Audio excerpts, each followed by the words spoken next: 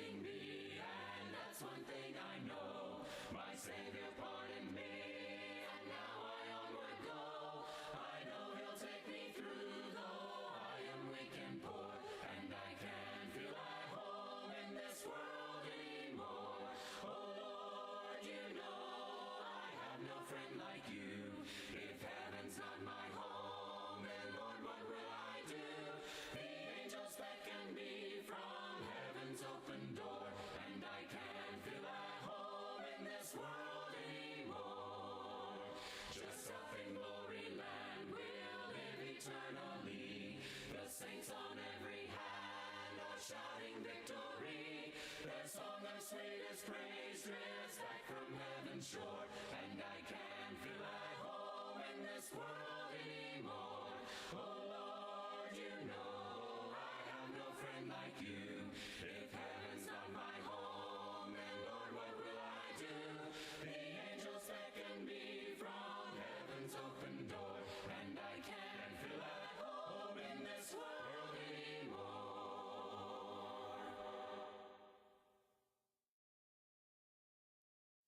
This world is not my home, I'm just a passing through. My treasures are laid up somewhere beyond the blue. The angels beckon me from heaven's open door, and I can't feel at home in this world anymore. Oh Lord, you know I have no friend like you. If heaven's not my home, then Lord, what will I do? The angels beckon me from heaven's open door, and I can't feel at home in this world anymore. They're all expecting me, and that's one thing I know. My Savior pardoned me, and now I onward go. I know He'll take me through, though I am weak and poor, and I can't feel at home in this world anymore. Oh Lord, you know I have no friend like you. If heaven's not my home, then Lord, what will I do? The angels beckon me from heaven's open door, and I can't feel at home in this world anymore. Just up in glory land we'll live eternally. The saints on every hand are shouting victory. Their song of sweetest praise drifts back from heaven's shore, and I can't feel at home in this world anymore. Oh Lord, you know I have no friend like you. If heaven's not my home, then Lord, what will I do? The angels beckon me from heaven's open door, and I can't feel at home in this world anymore.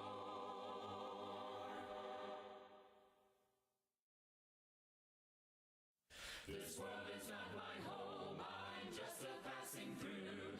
My treasures are laid up somewhere beyond the blue. The angels beckon me from heaven's open door, and I can't feel at home in this world anymore. Oh Lord, you know I have no friend like you. If heaven's not my home, then Lord, what will I do?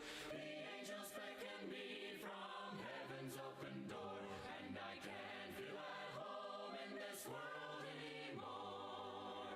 They're all expecting me, and that's one thing I know. My Savior pardoned me, and now I onward go. I know He'll take me through, though I am weak and poor, and I can't feel at home in this world anymore. Oh Lord, you know I have no friend like you. If heaven's not my home, then Lord, what will I do? The angels beckon me from heaven's open door, and I can't feel at home in this world anymore. Just up in glory land we'll live eternally.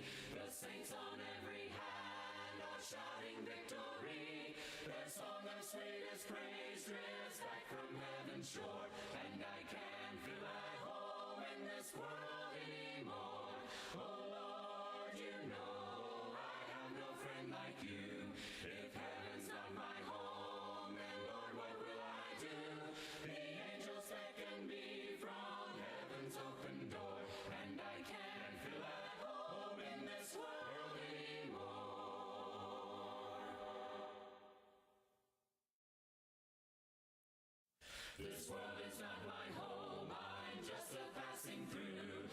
treasures are laid all somewhere beyond the blue.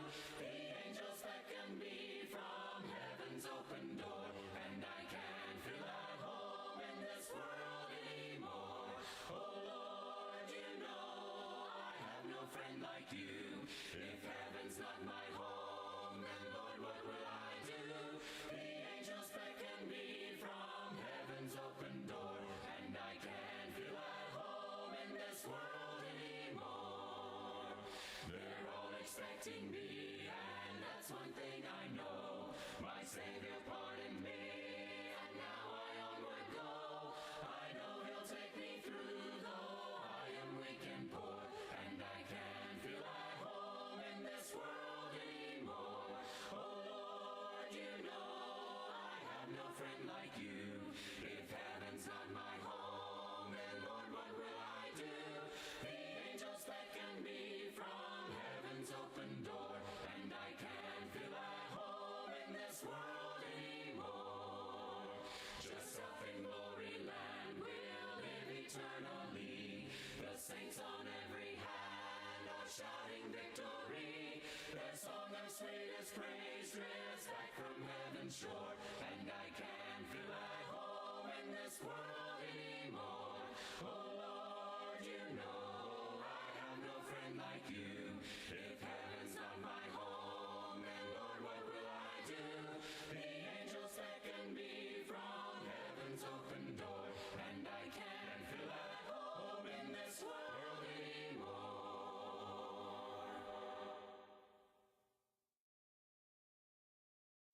This world is not my home, I'm just a passing through.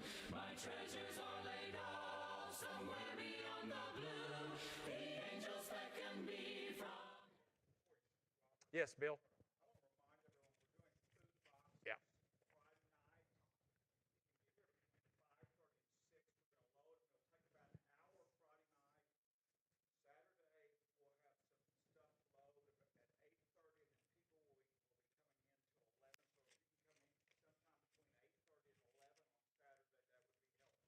All right. Yes.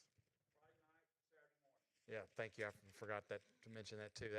That's a great opportunity. So come help if you can, and be encouraged by that. All right. Well, there's been no week hardly that we haven't had topics that are not challenging or can be difficult in some ways, and so I think tonight's is once again one of those. Yet from a couple of different perspectives, whether it's something we personally struggle with, or the application of it, or people we know and we've been affected by. And but you really, there's just some of these topics you can't properly say you've studied some from Proverbs or taught some from Proverbs and not cover. And so we do have to talk about alcohol tonight and drinking. It is a big part of the book in many ways. We're going to be mostly in Proverbs 23.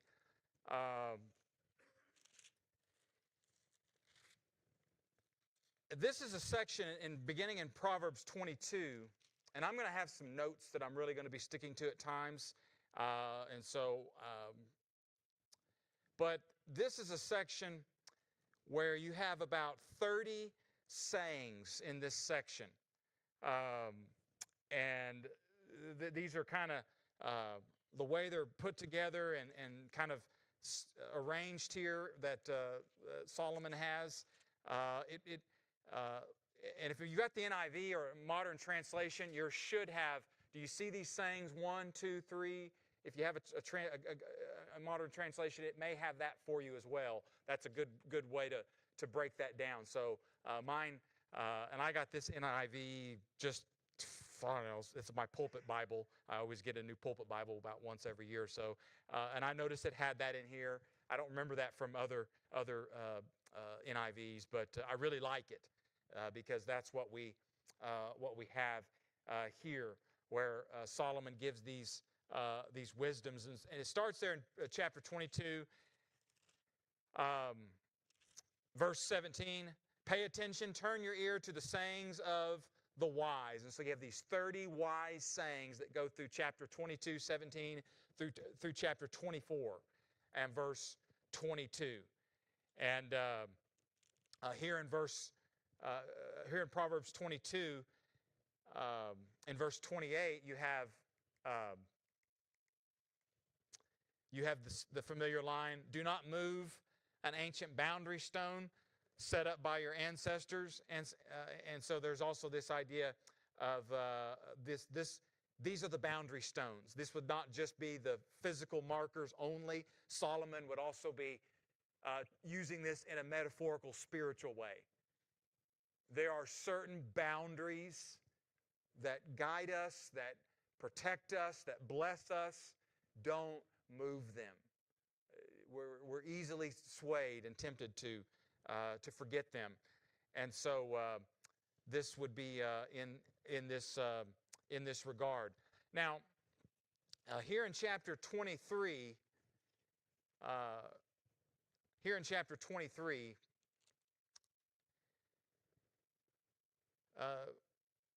the first general, he's going to kind of give us some general there in verse 19 to 20. "Listen, my son, be wise, set your heart on the right path."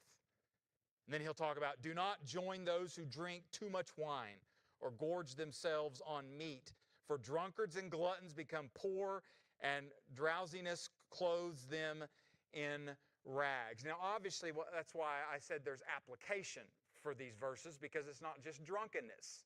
Now, before you get too overly concerned, what it is talking about is not just the overindulging, but the not knowing when to stop, and also what we might call the party. That just, I'm not stopping. I'm just going to eat till I'm full, till I'm sick. I'm going to drink until. This is really the emphasis here on this. And that's why he's really saying, avoid those kinds of people. Choose your friends carefully. But in doing that, of course, there's some good truths here about this subject. We're going to focus mostly on alcohol, but the application I will make would also include gluttony, as he mentions. And so anything else that would be an application. And I'm going to give you some application questions here at the end that'll not just apply to drinking or drunkenness. But I can't think of a subject that probably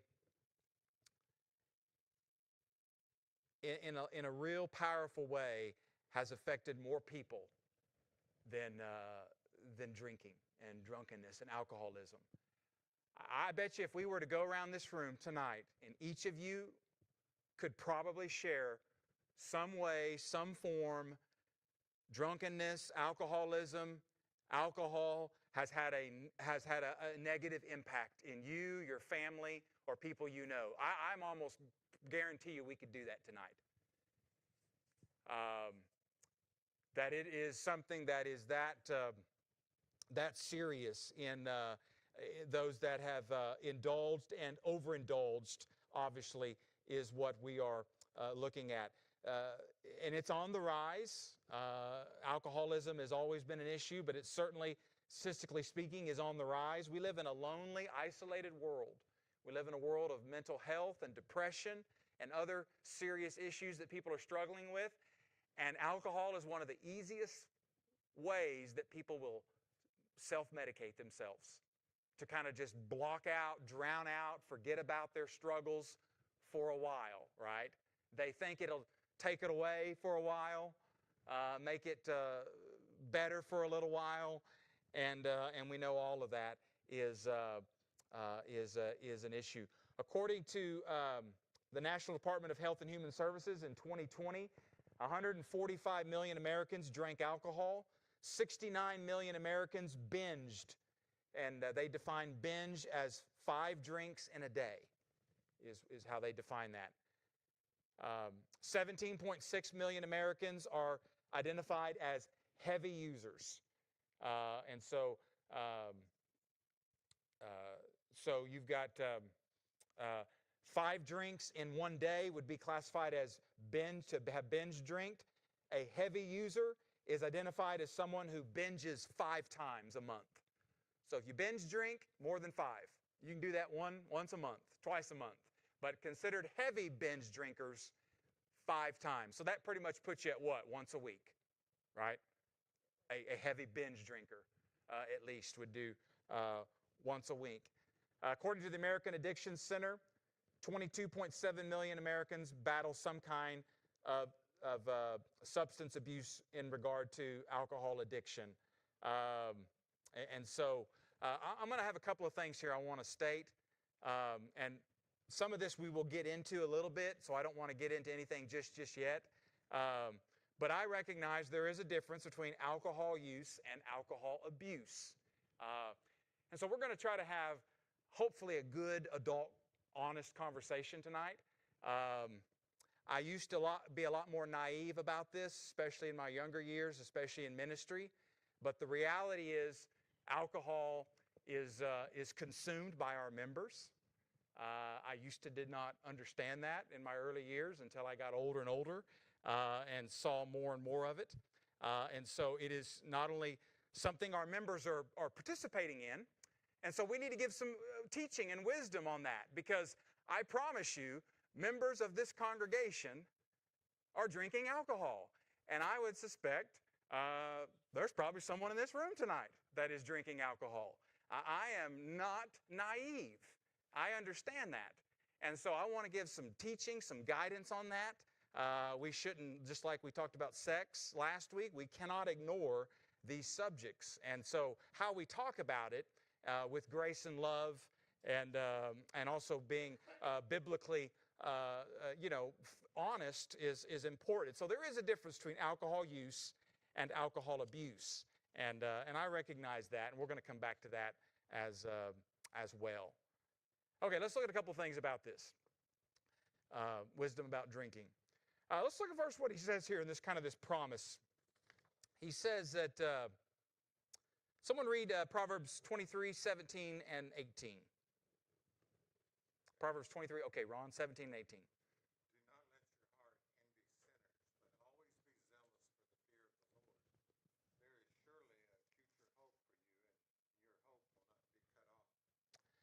Now, even though he's not specifically in these verses talking about drinking, in the very next verse is where we get our verse 18 and 19 about setting your heart on the right path, not joining those who drink too much. But it's about, in general, all sins, that we not glamorize what? Sin. And yet, what does the world do in regard to sin? They glamorize it. They make it look what? They make it look fun. And specifically in the area of drinking. Have you ever seen a beer or wine commercial that it's not, wow, that looks fun. Look how they're just enjoying themselves. That is, wow.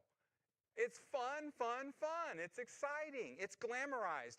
How many movies have party movies, the Animal House from the 70s. I don't know what generation, what decades you had movies that kind of stuck with you when you were young. A few years ago, they made a bunch of movies. They were called simply The Hangover. That's what they were called. And they were huge movies, big-time movies. What was it about? Guys being stupid in Vegas, and alcohol. What was centered around. And so it has always been the case. And so what Proverbs is saying about overindulgence, not just alcohol, but all of these. Gluttony, again, we're not, but don't envy people who do these things. Now, what's his reasoning there in verse 18? Yeah.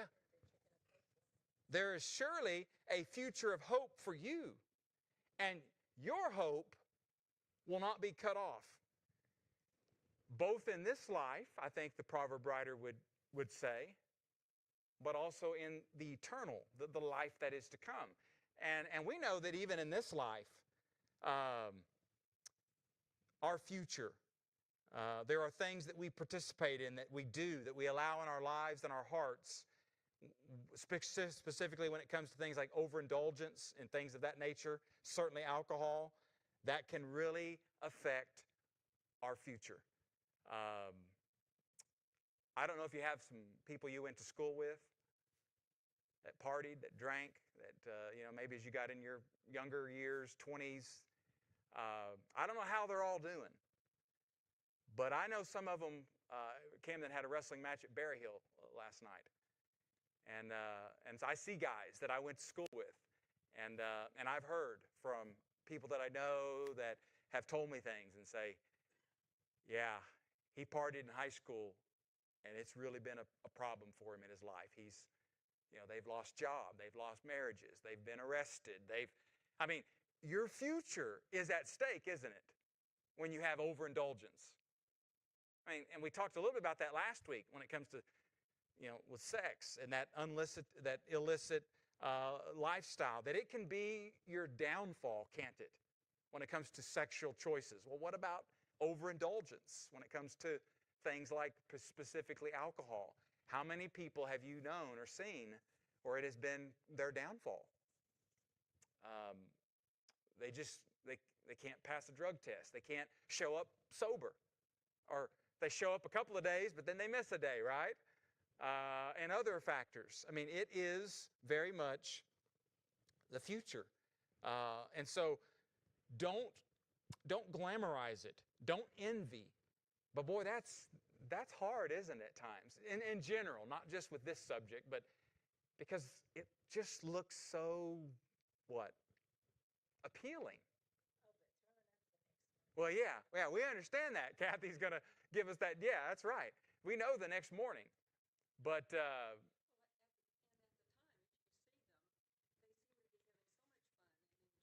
right, carefree, easygoing, lots of laughs, right? No worries. Of course, we know they're just what?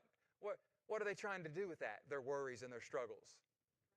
They're trying to, we call them what? Literally, people drink what? What's the words we use? Drown away their sorrows? Yeah, isn't that what we call that? But you wake up the next day and what? They're still there, and they're even often what? Worse. Right? Because you go, I didn't make it to work. Or, and I feel lousy. Yeah, or even worse, we know when it comes to things. And so there's a promise here that don't envy those that overindulge. There is a future hope for you, and your hope will not be cut off.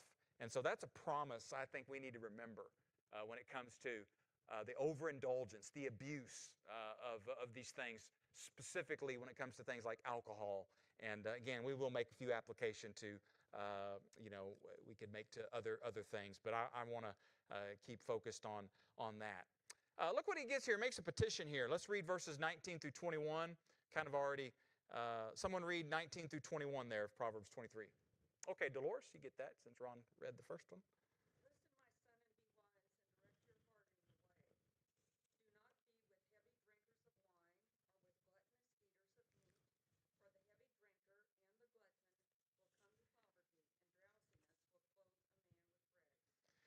Okay, so what's he emphasized there as far as the effects of that and the warning there? Come to poverty? How's that? Lose your job.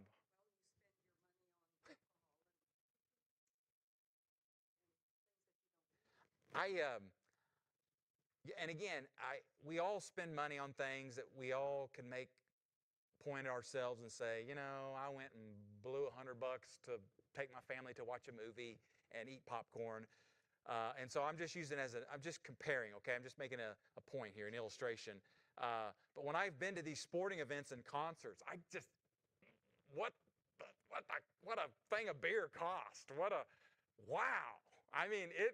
You can really, you could start blowing through the money, right? You can really start spending. Yes. Is it $10? Yeah. Yeah. Yeah. It and that is Yeah, and of course, there's no drinking issues on college campuses, right? Our colleges are so much better off with that kind of policy, right? Yeah. And I know the argument is, well, they're going to do it. But anyway, you see that he makes an emphasis to the effects that, drinking wine or gorging themselves on meat, drunkards and gluttons become poor, and drowsiness. I like that. It clothes them in rags. They can't what? Drowsiness. What do you think about that? When someone's drowsy, what do you think about? Can't what? Function right. Yeah, you can't function right. Absolutely, Brilena. Yeah, absolutely. You can't think straight. You can't. Your focus. You can't make good decisions. Um, right? Obviously, therefore, things like driving a vehicle on the road would be right. That's just a few things that we think about there that he speaks about. Now, let me say this. Obviously, wine was a common drink in the ancient Israel. So let's inject this now. It's about the time to inject this. The grapevine was extremely well suited for Israel in this area. They had hillsides. They could survive on the morning dew. And so it is the grapevine. Matter of fact, the grapevine becomes a symbol in the Old Testament of fertility of the land, of the region. Grapes were harvested in late summer. They were stomped on in wine presses. And so you kind of see just kind of a figure diagram here where they would stomp them out in the wine presses. They would be collected in jars. They would be placed in cisterns to ferment and go through that process of breaking down the sugars and getting the alcoholic level of content. The Romans, now the fermentation process, people have done it for a long time, down through the centuries. Long time.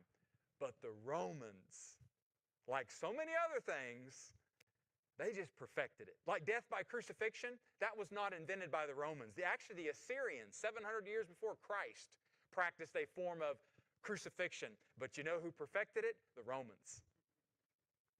And guess what the Romans perfected? The fermentation and the development of the wine. And they became known for that.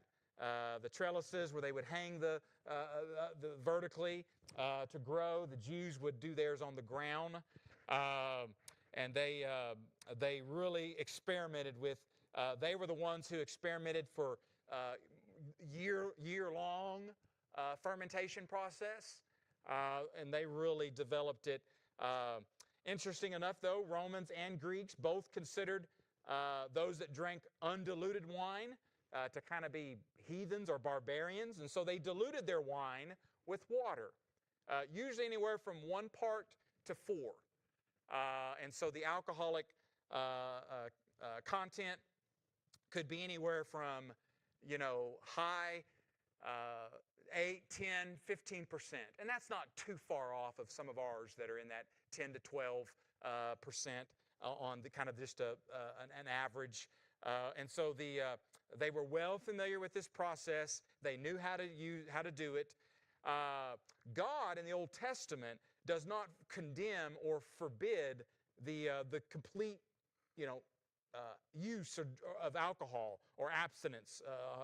God forbid drinking of wine or beer in the tent of the meeting, Leviticus 10:19. The Nazarites were most notably what? Known for what? They did not drink or touch it. And so they abstained.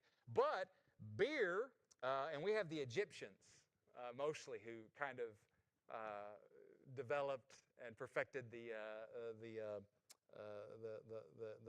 barley beer. The Egyptians, also the Assyrians. But beer was accepted as a drink offering that you could, in a list of things that the Jews could use. So the key point, of course, is that in the Old Testament and in the New Testament, the drinking of wine or beer in that regard is not exclusively, explicitly forbidden at all. But you find passages in Proverbs. Let's look at some of these. Proverbs 20 and verse 1. Who's got that for us? Proverbs 20 and 1. Okay, Roy. And somebody get ready on Proverbs 31:4. Who's got that for me when Roy, after Roy? Okay, Kathy. Okay, Roy. Wine is a mocker, strong drink is a brawler, and whoever is led astray by it is not wise. Okay, wine is a brawler, or some translations, beer. Wine is a mockery, beer is a brawler. Those that go astray because of them are not wise. Okay, Kathy, Proverbs 31:4. It is not for kings, O Lemuel. It is not for kings to drink wine, nor for princes intoxicating drink, lest they drink and forget the law and pervert the justice of all the afflicted. Give strong drink to him who is perishing, and wine to those who are bitter of heart. Okay, and then Proverbs 31:6. Who's got that for me? I'd like to read that. Oh, she just read that. I'm sorry. Yeah. You know, you're good, Kathy. No, that's good. I think it gives us a little bit of insight into. They understood the fermentation process. They knew how to make strong drink. They knew how to have the beers. They diluted their wines and their alcohol and so the advice here is those that drink the strong wine, those that drink the strong beer, and of course the purpose is to get drunk, to be intoxicated. That is it wasn't just because water was unsafe. They drank wine, and this sort of strong wine and beer, because they liked it and they knew what it did. And so, our distilleries and our alcohol has definitely evolved and changed, and some of the alcoholic level content, absolutely, but they knew how to do it.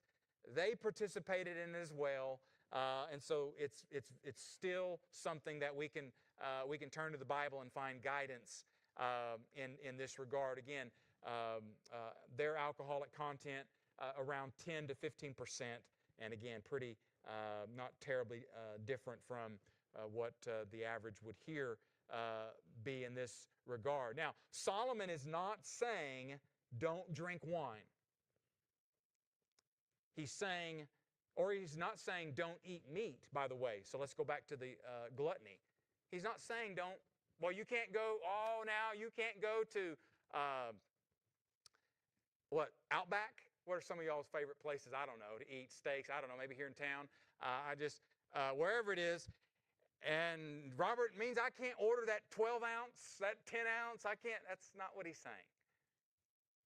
He's not saying you can't have, at least in their context, we're going to come back to some application some more, but he's not saying, the emphasis is don't drink wine, don't eat meat.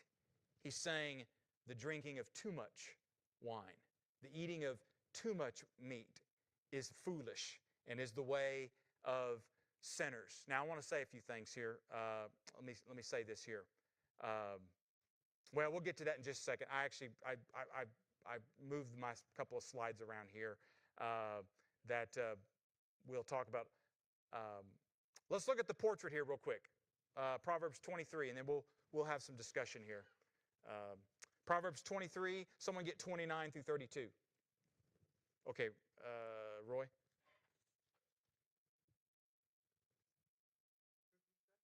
Did you have your hand raised? Yeah. Okay, Proverbs 23, 29 through 32. Here we go. Who has woe? Who has sorrow? Who has contentions? Who has complaints? Who has wounds without cause? Who has redness of eyes? Those who linger long at the wine, those who go in search of mixed wine. Do not look on the wine when it is red, when it sprinkles in the cup, when it swirls around smoothly. At the last, it bites like a serpent and stings like a viper. Wow. Now that gets our attention, right? The effects and what it'll do is, and again,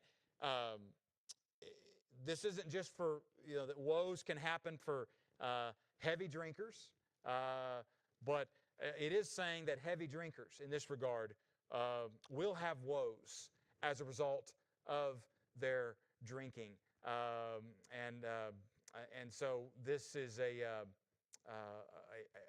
problem. Now, let me get right to the question that is often asked. Is drinking alcohol, is it possible to drink alcohol without drinking too much? Is it a sin to drink? I remember years ago we went to Ukraine and we were studying the Gospel of John.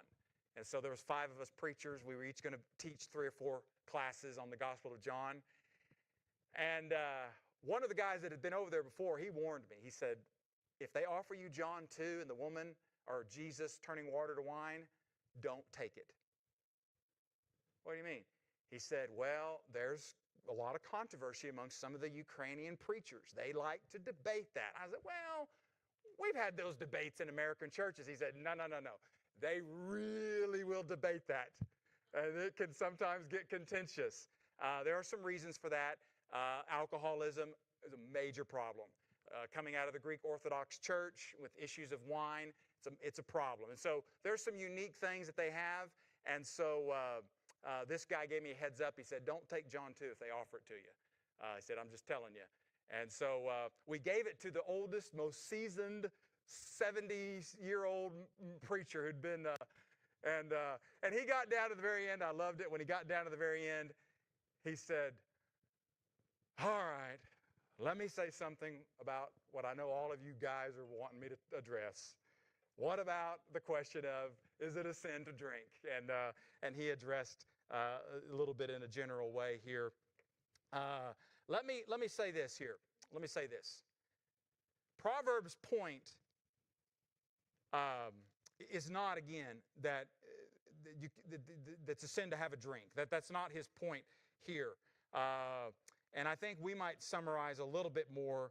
The key point here is when someone asks, is it possible to drink alcohol without getting drunk or drinking too much? Proverbs' point here is that too much is always less than you think. Do you understand? Too much is always less than you think. What do I mean by that? What do people say in that regard? I can stop. I've just had one, maybe 2.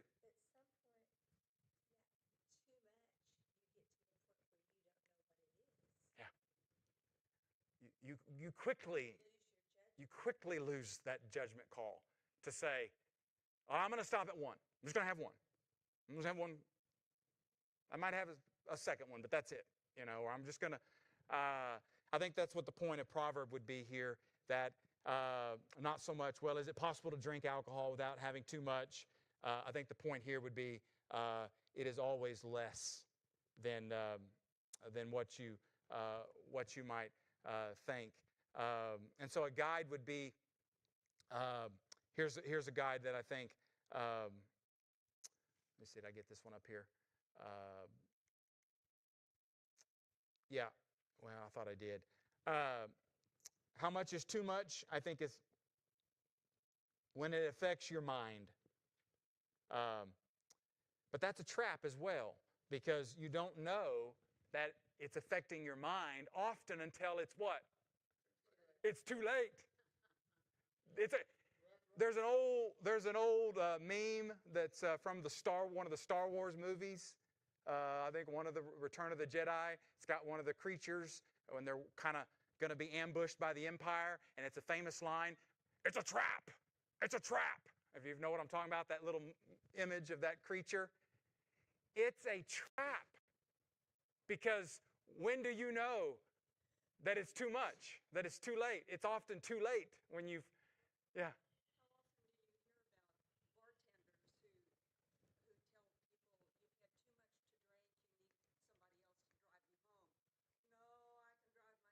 Sure.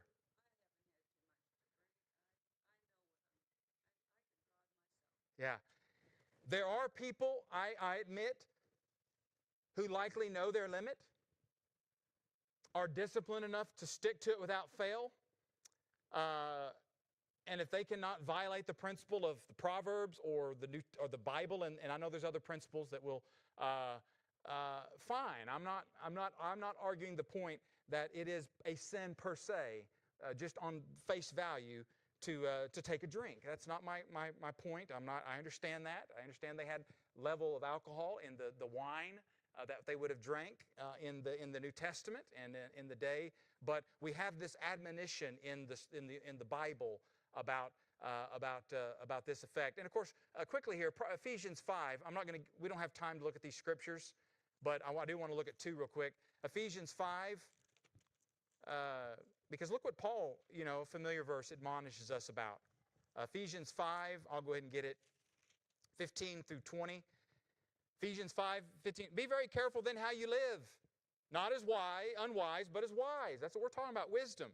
Making the most of every opportunity because the days are evil. Therefore, do not be foolish. So we're following the Proverbs here. Because the days are evil.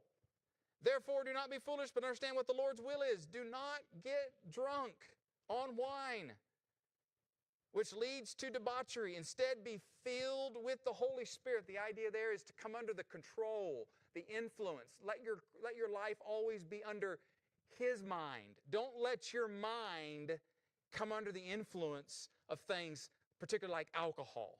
And there's other things our minds can come under the influence of: sex, power, food. But right now we're talking on that.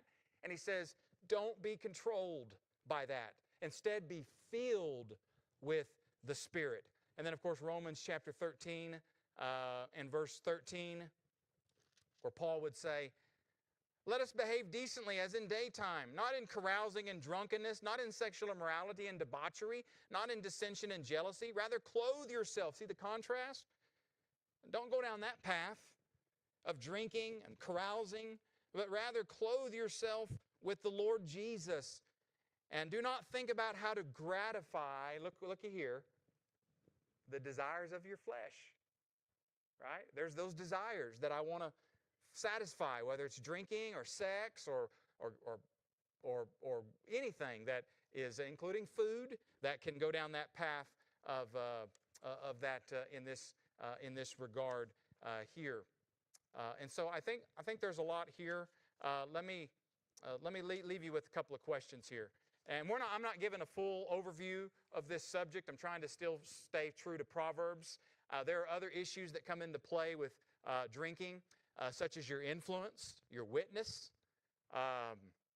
bringing a brother or sister, putting a stumbling block before them. And so I imagine it would put a potential stumbling block before them if I went into Phelps and one of you or somebody in the community that knows me and knows I'm the preacher, if they saw me buying a case of beer. I'm pretty sure that would put a stumbling block, potentially. But you know what? Couldn't the same be said about most of you in that regard? And so we're not looking so much at the influence, although that is a very important issue that has to be brought up in this regard. Let me give you this here.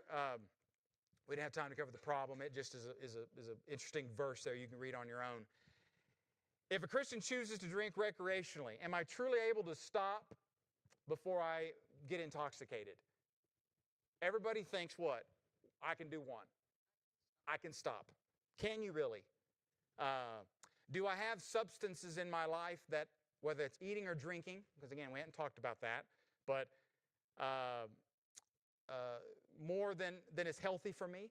And of course, you can overindulge in food and other things. And so, do I have a plan for curtailing that?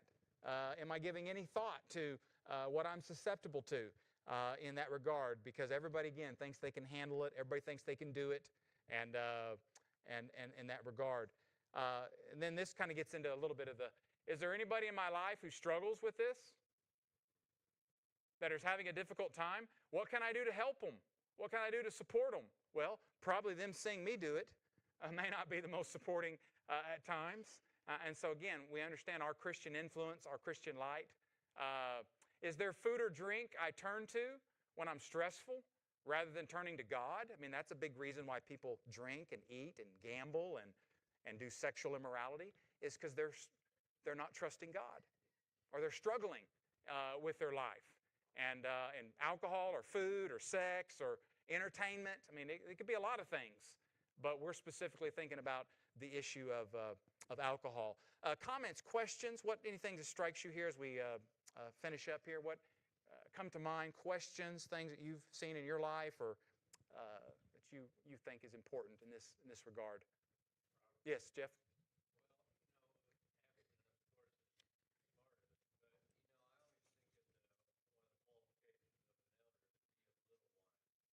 Sure.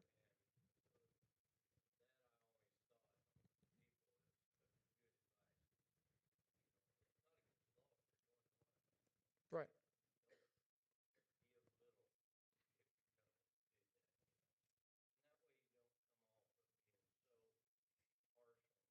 Sure.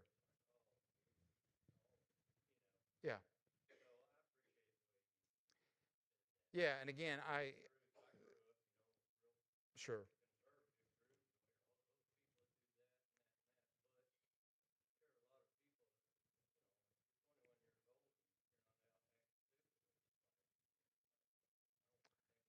Yeah, yeah, I share that as well as far as the sentiment and I think for me the concern is what we've talked about, the questions of um, what is when is it too much, and it's always less than I think.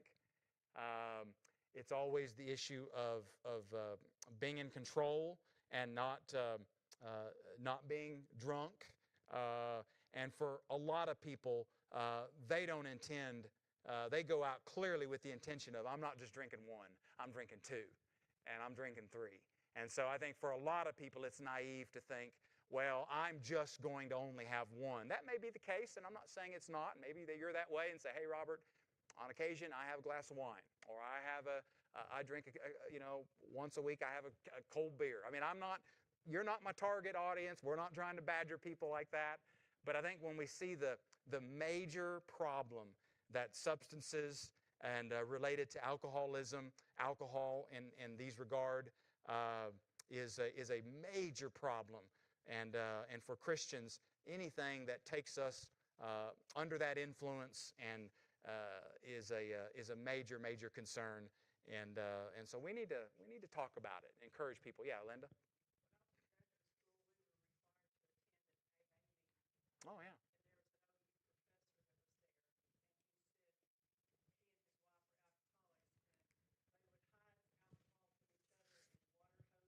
Oh yeah.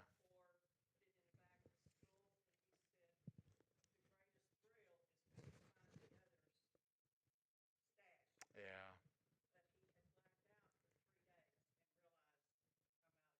Yeah. Yeah.